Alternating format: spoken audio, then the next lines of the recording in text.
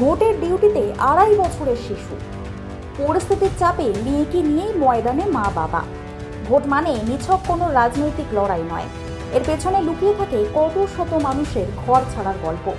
কিন্তু সেই কর্তব্যের টানে যদি সামিল হতে হয় 2-2.5 বছরের একরত্তি শিশুকেও, এমনই এক নজিরবিহীন এবং মানবিক দৃশ্য ধরা পড়ল বর্ধমানের ইউআইটি কলেজের ডিসিআরসি কেন্দ্রে।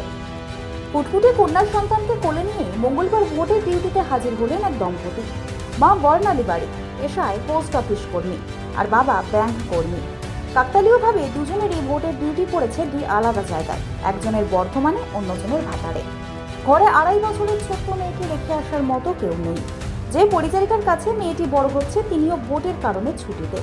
অগত্যা কোলের সন্তানকে সঙ্গে নিয়েই গণতন্ত্রের উৎসবে সামিল হওয়ার সিদ্ধান্ত নিলেন এই দম্পতি। ডিসিআরসি কেন্দ্রের ভিড় আর প্রশাসনিক ব্যস্ততার মাঝে দেখা গেল এক অন্যরকম ছবি।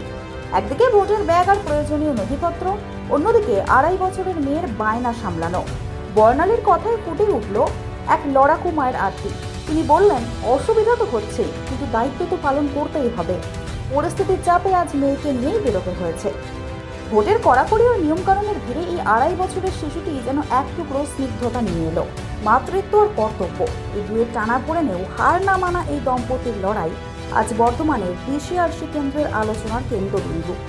সত্যি ভোট বড় বালাই, তবে সেই বালাইয়ের মাঝেও বেঁচে থাকে এমন কিছু মায়ার গল্প। বর্ধমানেই বাড়ি জোড়ামুড়ি। আচ্ছা, এবার আপনাদের কি স্বামী স্ত্রী দুজনেরই ডিউটি? হ্যাঁ, দুজনেরই ডিউটি পড়েছে। এবার যে মাসি টেক কেয়ার করে সে তো তাকে তো ভোট দেওয়ার জন্য ছুটি দিতেই হচ্ছে। সে আসেন, বাচ্চা নিয়েই করতে মানে হচ্ছে। আপনি থাকেন কোথায়?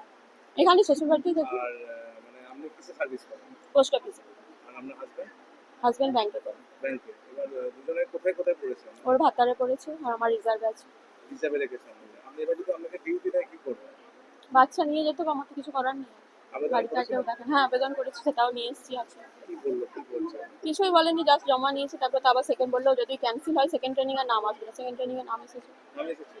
এখন কি মনে হচ্ছে আপনি কি মানে একটা সমস্যাতে আছেন? সমস্যা তো বটেই, কিছু করার নেই। কোথায় বাড়ি? কোথায় বাড়ি? নামটা কি? বর্ণালী বাড়ি।